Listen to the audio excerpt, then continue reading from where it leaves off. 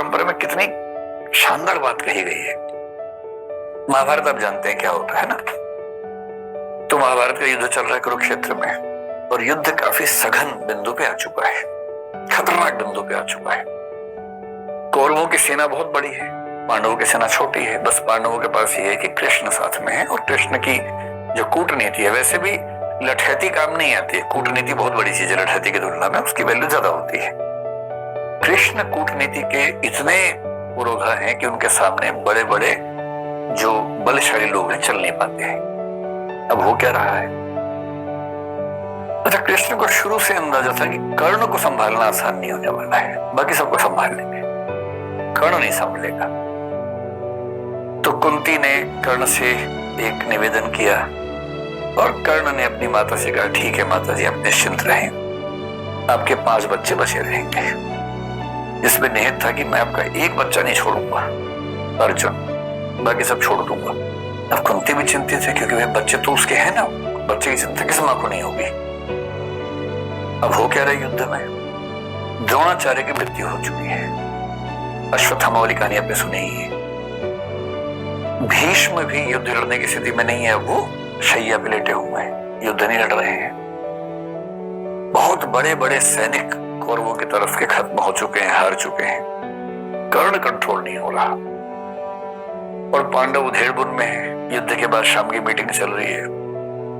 युधिष्ठिर एक ऐसा व्यक्ति है जो बहुत ही विनम्र है, संयमित है। आप युधिष्ठिर के मुंह से गलत बात आमतौर पर नहीं सुनेंगे, क्योंकि संयम बहुत ज्यादा है।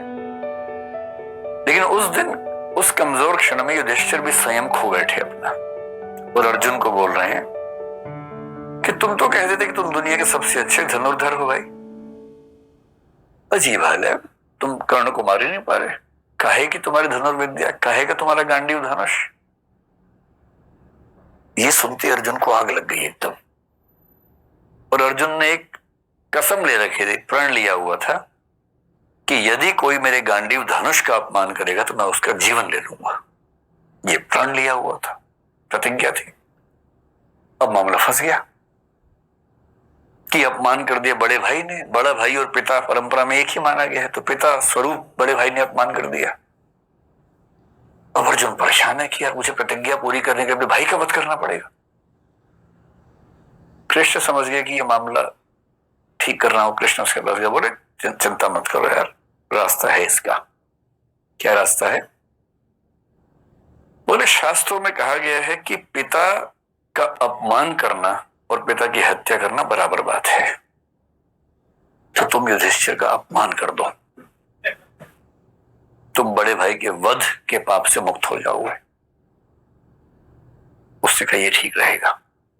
तो उसने उसी सभा में वापस जाके बोला, आपने जो जुआ खेला उसकी वजह सब कुछ हो रहा है, आपने ही सारी गड़बड़ की थी। उस दिन आपने पत्नी को दांव पर लगा दिया, राज्य को दांव पर लगा दिया, आपकी वजह से वनवास हम सबको मिला, हम सबका जीना मुश्किल हुआ, ये आप जिम्मेदार हैं इसके। युधिष्ठिर अवाक देख रहे हैं कि ये क्या बोल रहा है, कैसे बोल रहा है। फिर कृष्ण ने संकेत किया, हो गया बस पर्याप्त है। अब वापस आए, युधिष्ठिर तो चुप हो गए। उदार तो आदमी चुप हो जाता है, ऐसे क्या बोलेगा उसके बाद।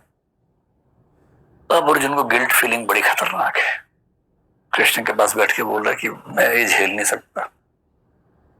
पिता की निंदा और पिता की हत्या बराबर है। मैंने पिता की निंदा की, यानी कि मैंने पिता की हत्या की है, और पिता की हत्या के बाद मैं जीवित रहूं ये संभव नहीं है। मैं तो खुद को खत्म करूंगा। सबने समझा है, पर वो अड़ गया ना, और फिर चिता तैयार कर ली गई उसके लिए। अब कृष्ण को लगा, बताओ यार, एक सॉल्यूशन निकाला है तो मामला दूसरा फंस गया। फिर कृष्ण ने मामला संभाला। कृष्ण तो मामला संभाल लेते हैं। कृष्ण बोले, देखो शास्त्रों में एक बात और कही गई है।